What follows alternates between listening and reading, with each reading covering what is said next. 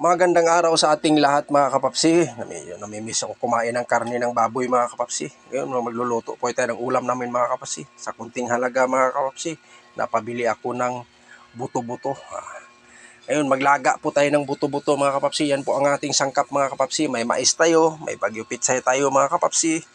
Saka sibuyas, kamatis, yan ang mga mabisang sangkap, lalo na pagdating sa nilaga, at saka saging saba mga kapapsi. Yan, napakaganda sa ating nilaga mga kapapsi. Nilagang buto-buto ang aking lulutuin ngayon mga kapapsi. Yan, medyo natatakam na akong humigop ng sabaw mga kapapsi. Sabaw ng karne ng baboy mga kapapsi.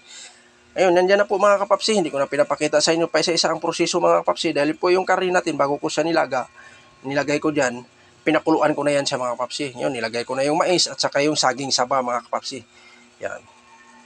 Dahil malambot na po yung ating karne ng baboy mga kapapsi. Kaya nilagay ko agad yung mais at saka yung saging saba. Naglagay po tayo ng pork tube mga kapapsi. Yan ang pinaka mabisa lalo na pagdating sa nilaga. Pork tube mga kapapsi.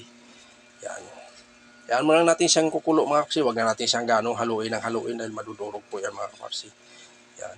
Kunting mikos-mikos lang. Yan. Kabilang gilid-gilid lang. Yan.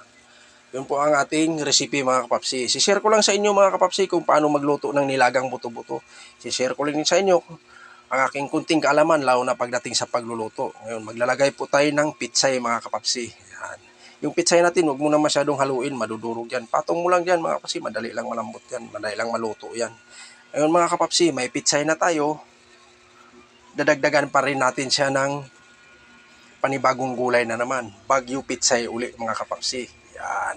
Yan ang pinaka-importante sa nilaga mga kapapsi. Kahit konti lang yung karne mo, at saka maraming gulay, solve na solve ka na yan mga kapapsi. Importante lang kasi yung sabaw niyan mga kapapsi. Yan na po. Kulong-kulo na. Yan. Lahat ng sikretong pangpalasa, nilagay ko na dyan mga kapapsi.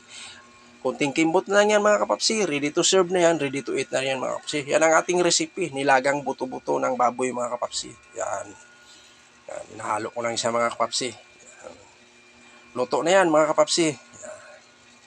Yan, ang ganda ng quality yung karne natin dahil sariwa po yung nabili ko. Ngayon, sasandok na po ako mga kapapsi dahil ako'y kakain. Kung sino pang hindi kumain dyan, sabayan niyo ako mga kapapsi. Kain tayo. Napakasimpleng ulam lang to mga kapapsi. Pero para sa akin ay napakasarap. Ano?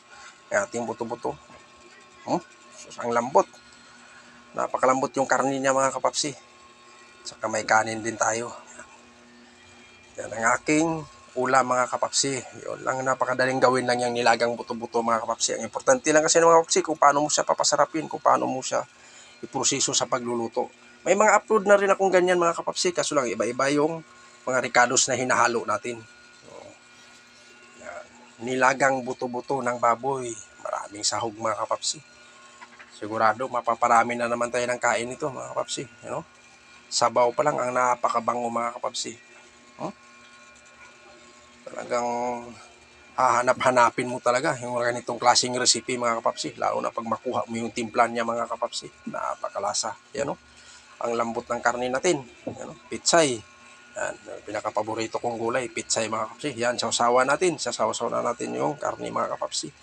Malasa na. Dinagdagan pa natin sa ating sausawan. Tuyong kalamansi at saka may sili mga kapapsi. Ang pinakadabis mga kapapsi.